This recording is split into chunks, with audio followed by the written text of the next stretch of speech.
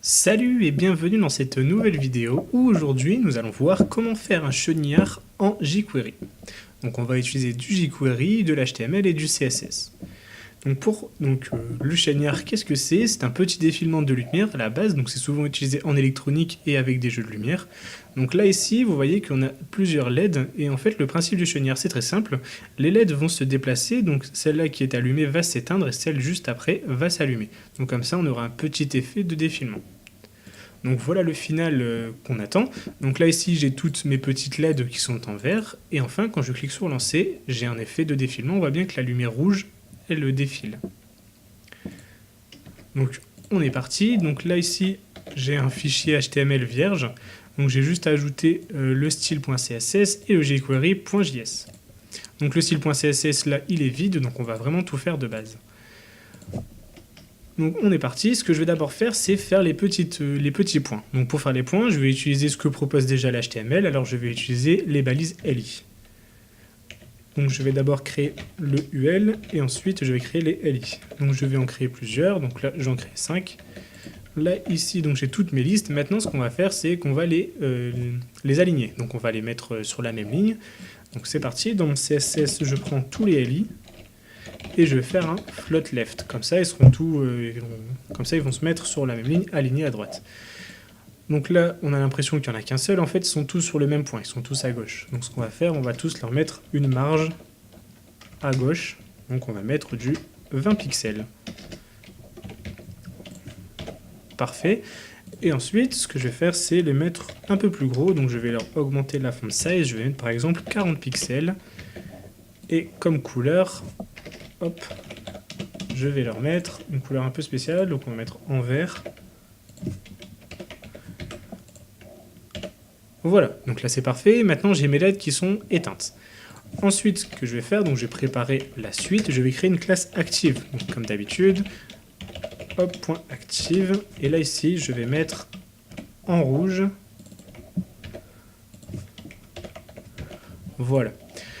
Donc pour essayer que l'active marche bien, je vais rajouter une classe active à un élément.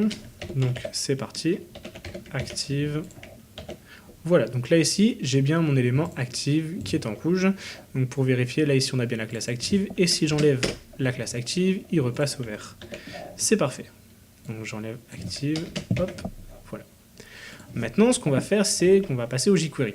Alors, il faut réfléchir un peu à comment on va structurer notre chose. Donc ce qu'on veut, c'est pouvoir faire par exemple, tous les 200 millisecondes, par exemple. On veut d'abord afficher le premier en rouge, ensuite le deuxième en rouge et éteindre celui d'avant. Alors on va jouer encore une fois avec les classes actives. Du coup on va rajouter à un élément la classe active, ensuite on va lui enlever et on va le mettre au suivant. Donc pour faire un timer, ce qu'on va faire c'est set interval.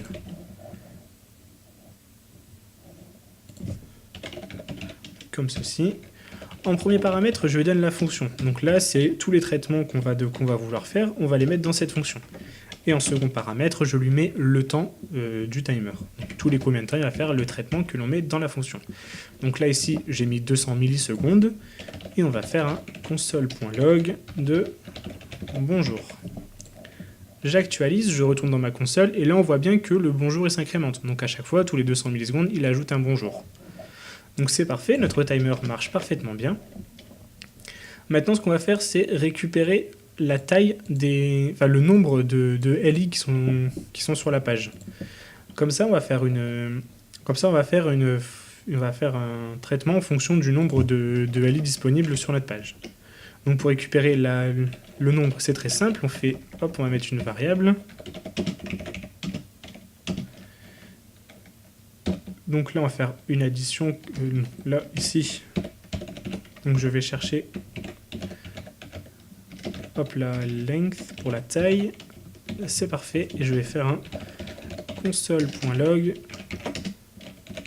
de nbli. C'est parfait. Donc là, j'ai un petit problème. Là, donc c'est pas une fonction, c'est juste un attribut. Parfait. Donc là, j'en ai bien 5. C'est parfait. Maintenant, ce qu'on va faire, c'est qu'on va aller chercher... donc on va faire une variable qui va être incrémentée.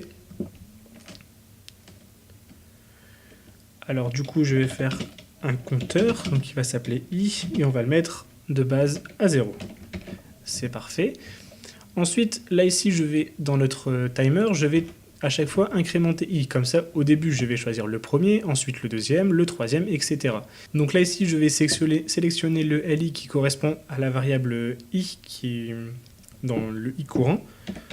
Donc je vais prendre hop, li, et ensuite je vais utiliser la fonction slice. Donc là, je prends i, donc le i courant, jusqu'au prochain i, donc i plus 1.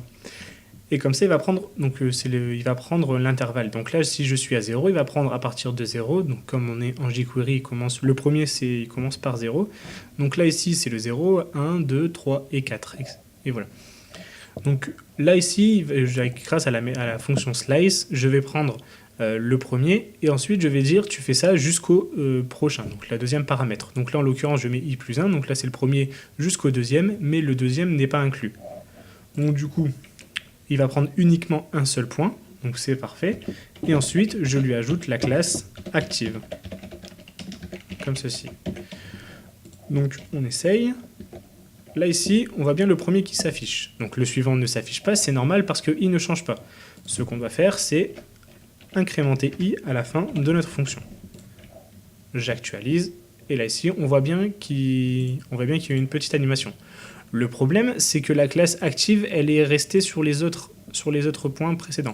Donc là, on réactualise, là ici, ajoute la classe au premier, et ensuite au suivant. Donc ce qu'il faut faire avant chaque traitement, donc au tout début de chaque traitement, c'est retirer la classe active à tous les éléments qui ont la classe active. Donc on fait un remove class, et on enlève la classe active. Voilà, c'est parfait. Maintenant, l'autre souci, c'est qu'on a uniquement 5 éléments. Et le i, on ne lui a pas dit de s'arrêter à un certain moment. Donc là, par exemple, ça se trouve qu'à ce moment-là, il peut être à 3000. Là, comme on n'a pas 3000 éléments, on ne voit plus l'animation. Du coup, il faut forcer le i à rester entre 0 et 5. Donc, on va utiliser du coup le modulo. Donc le modulo correspond au reste de la division.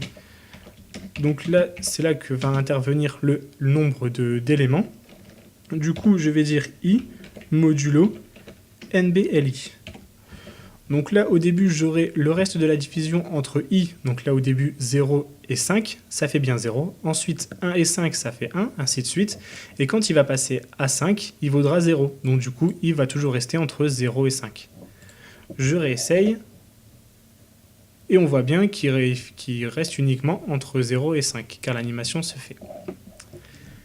C'est parfait. Maintenant, la dernière chose que je souhaiterais faire, c'est pouvoir ajouter un petit bouton. Donc là, je vais rajouter un bouton sur la page. Comme ça, dès que je vais cliquer sur le bouton, alors l'animation se lancera, et uniquement au moment où j'aurai appuyé sur le bouton. Donc pour faire ceci, c'est très simple, on va créer une fonction. Dans cette fonction, on va l'appeler chenillard, et je vais faire tout le traitement que j'aurais fait ici. Et enfin, le set intervalle, je vais le faire uniquement au clic du bouton. Du coup, la fonction chenillard, elle ne va pas se faire dès le début, elle va se faire uniquement où on va lancer le set intervalle. Donc là, ici, je mets chenillard. Ensuite, juste ici, je vais créer mon bouton. Hop, donc lance-moi, comme ceci. Et on va utiliser un attribut en HTML. Donc c'est onClick. Donc une fois que tu auras cliqué, tu vas faire telle fonction en JavaScript. Donc là, du coup, dans le onClick, on va mettre le set intervalle, comme ceci. Donc du coup, une fois que je cliquerai sur lance-moi, la fonction set intervalle avec la fonction chenillard va se lancer toutes les 200 millisecondes. On essaye. Donc là, j'ai le petit bouton qui apparaît, le chenillard ne se lance pas, et si je clique, le chenillard se lance bien. Donc le tutoriel touche donc à sa fin. Donc on a vu des nouveaux éléments dans cette vidéo. On a vu notamment le set intervalle qui nous permet de faire une sorte de timer, de faire une fonction à un certain temps donné. Par exemple là ici, si je mets 500 millisecondes, il va se faire tous les 1 demi-seconde. Donc là on voit que c'est beaucoup plus long que tout à l'heure. Ensuite, on a vu aussi le onClick. Donc le onClick, il nous permet de faire une fonction au clic d'un élément. Donc là, je vais cliquer sur mon bouton, et quand j'aurai cliqué, je vais faire la fonction set intervalle. Et enfin, nous avons vu d'autres éléments, donc le remove class et le add class que nous avons maintenant l'habitude de voir, que nous avons vu dans d'autres tutoriels. J'espère que cette vidéo vous a plu, vous pouvez la partager et vous abonner à la chaîne si vous souhaitez voir d'autres tutoriels. Salut!